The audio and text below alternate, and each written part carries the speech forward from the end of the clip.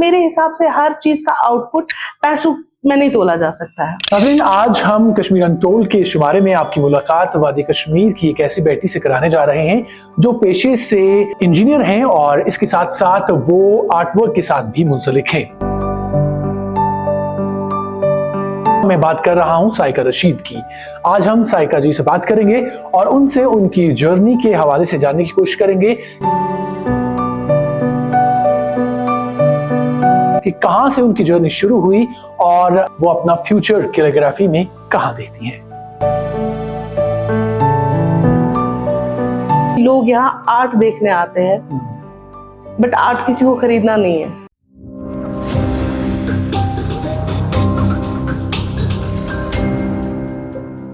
आगाज में हमें ये बताइएगा कि साइका रशीद कौन है, कहां से आती हैं आप, थोड़ा तारुफ। बेसिकली मैं छानापुरा साइड से, बरशानगर से बिलोंग करती हूँ और एट प्रेजेंट तो मैं रावलपुरा साइड से रहती हूँ। हम दो बहनें थी और मेरी एजुकेशन कैसेट वॉल्डन से हुई है और उसके बाद मैंने इंजीनियरिंग जो बीटेक है वो पंजाब से किया, फिर कश्मीर वापस आके अपने मास्टर्स किए एंड एट प्रेजेंट मैं असिस्टेंट इंजीनियर हूँ पावर डेवलपमेंट डिपार्टमेंट। तो ये शौक कब से शुरू हुआ और किस तरीके से फिर आगे बढ़ा? आर्ट के साथ मेरा बचपन से ही एक कनेक्शन था जो मुझे नहीं लगता कभी किसी स्टेज पे ख़त्म हुआ। कभी ब्रेक होती थी, फिर कुछ टाइम के बाद मैं फिर से शुरू कर लेती थी। बट फ्रॉम लास्ट 3-4 इयर्स मुझे जब लगा कि आई एम इंडिपेंडेंट एंड क्योंकि एक ऐसा शौक है जिसमें काफ़ी खर्चा भी होता है, तो मैंने इसको अच्छा खासा टाइम दिया अपने ऑफिस आवर्स के बाद, चाहे मॉर्निंग टाइम हो या इवनिंग टाइम हो। मतलब वो एक सपना जो मैं हमेशा सच करना चाहती थी, जो मैं हमेशा सिर्फ सोचती रहती थी, उसको पूरा करने का ठान लिया। तो मोस्ट ऑफ द पेरेंट्स थोड़े से प्रोटेक्टिव होते हैं इस मामले में कि हमारा बच्चा सिर्फ स्टडी की तरफ राग़िब रहना चाहिए, वो दाएं बाएं नहीं देखना चाहिए, किसी और चीज की तरफ माइल नहीं होना चाहिए। उन्होंने मुझे, मैं ऐसा नहीं बोलूंगी रोका, बट जब एक वो टाइम होता है ना, आपका 10th आता है, 12th आता है, तो उस टाइम पे आपको डिसाइड करना है कि आपको क्या बनना है। उस स्टेज पे थोड़ा उन्होंने मुझे बोला था ब्रेक लेने के लिए, बट अपार्ट फ्रॉम दैट उन्होंने मुझे कभी नहीं रोका। मैं आर्ट में भी पार्टिसिपेट करती थी और मुझे स्पोर्ट्स भी बहुत पसंद था। मतलब चाहे वो बास्केटबॉल हो, टेबल टेनिस हो, मैं हर चीज में पार्टिसिपेट करती थी। आपको लगता है कि वादी कश्मीर में इसके लिए इतना स्कोप है, इसकी इतनी कदरदान मौजूद है? वादी कश्मीर की बात करूं तो यहाँ अभी उतना नहीं है, मगर इसका स्कोप है, ऐसा नहीं है। ये बहुत बड़ा, बहुत वास्ट फील्ड है। जिसने इसमें नाम कमा लिया, अगर वो बाहर गया तो मुझे लगता है उसके लिए, उसको किसी और चीज़ की ज़रूरत नहीं है। उसके कुछ आर्टवर्क से अगर साल में सेल हो गए तो वो अच्छा खासा कमा सकता है। ये बहुत अच्छा प्रोफेशन है, मगर यहाँ अभी नहीं। ये भी हमें बताइएगा कि जिस तरीके से आप पूरा दिन अपने काम के साथ मसरूफ रहती हैं, फिर इस आर्टवर्क के लिए किस तरीके से टाइम निकाला जाता है? आप मतलब किस तरीके से इसको?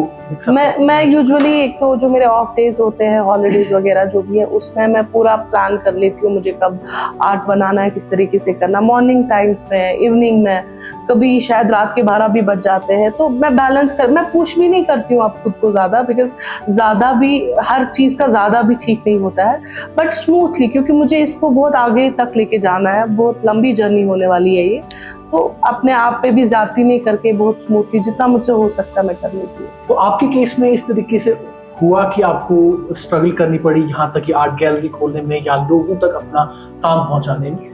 अब मुझे लगता है स्ट्रगल आपका पहले अपने घर से ही स्टार्ट होता है। पहले आपको अपने घर के लोगों को कन्विंस करने में टाइम लगता है कि आप क्या कर रहे हो, क्योंकि आर्ट को ना हमारे जो पेरेंट्स की जनरेशन है उनको लगता है ये एक हॉबी है, इसको 10 मिनट दे दिया बस, इससे ज़्यादा टाइम नहीं देना। पहला स्ट्रगल आपका वो आ जाता है। फिर उसके बाद आप जब अपना आर्ट वर्क मार्केट में या कहीं पर भी लेके जाते हो, फिर आपको लोग मतलब आपकी जर्नी को कैसे देखते हैं। कुछ यहाँ कश्मीर में लोगों को लगता है ये क्या ही कर रही है, शायद अपना वक्त जाया कर रही है, ये इंजीनियर है अपने, मतलब वो वैसे भी लोग सोचते हैं कि इसका आउटपुट क्या है। मगर मेरे हिसाब से हर चीज का आउटपुट पैसों में नहीं तोला जा सकता है। मैंने जब से ये स्टार्ट किया है, मतलब मैं आपको बोलूंगी, लोग यहाँ आर्ट देखने आते हैं, बट आर्ट किसी को खरीदना नहीं है।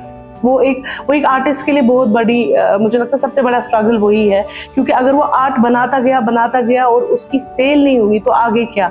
और मैं एक और चीज़ बोलूँगी, मैंने एक और चीज़ देखा कश्मीर में हो रहा है कि यहाँ आर्टिस्ट को मुझे ऐसा लगता है कि एक्सप्लॉयटेशन भी होती है।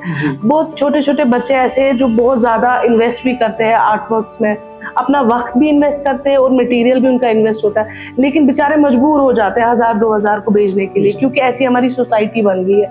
उनको लगता है इसमें है ही क्या। जैसे गवर्नमेंट होती है, इस तरीके के जो मुतल्लिका डिपार्टमेंट्स होते हैं वो एक आर्टिस्ट को अपलिफ्ट करने के लिए बहुत सारी स्कीम्स लेकर आते हैं, बहुत सारे वर्कशॉप्स लेकर आते हैं।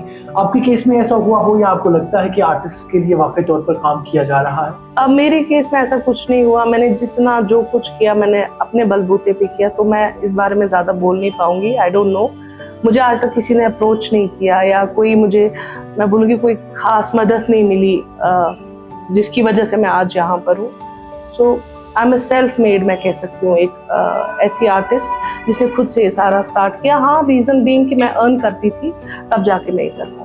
तो आखिर पर हमारे बच्चों के लिए, हमारे नौजवान नस्ल के लिए कोई पैगाम? सबसे पहले मैं आज की जो यूथ है उनको ये बोलना चाहूँगी कि कोई भी चीज़ जो वो शुरू करना चाहते हैं, चाहे वो आर्टिस्ट बनना चाहे, चाहे कोई सिंगर बनना चाहे, पहले उसको क्लियर रखना है। सेल्फ टॉट पे ही मत रहे। अगर आप लोगों के पास टाइम है, हमारे पास तो शायद उतना टाइम नहीं था, हमने बहुत लेट रियलाइज किया, मगर यूथ को मैं बोलूँगी आप सीखो, पूरा सीखो, गिव अप मत करो, अपनी फैमिली को कन्विंस करो अगर वो नहीं समझ रहे हैं।